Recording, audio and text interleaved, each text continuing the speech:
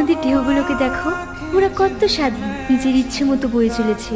আর আমরা মনে হয় কোনোদিনই এক হতে পারবো না। চলো না, আমরা ওই ঢেউয়ের সাথে অনেক দূরে ভেসে যাই, যেখানে আমাদেরকে কেউ খুঁজে পাবে না।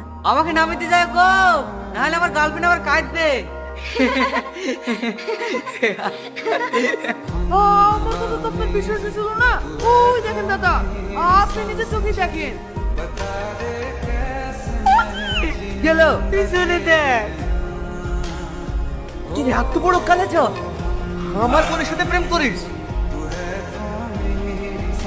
কি রে, আওয়াজ কোথা থেকে আসছে? ওই দেখেন। ওর মুখটা খুলে দে। বললো তো তোর ভাইয়ের কি করবো? আমার চাচা তো ভালো, তো কি হলো? আপনার যা ভালো মনে হয় তাই করেন। শোন, শুধু নুটুর মুখ পানে তাকে তোকে ছেড়ে দিচ্ছি। এর পরের বার যদি এই এলাকায় দেখি না, সেখানে পুঁতে রেখে দেবো। চল হাট।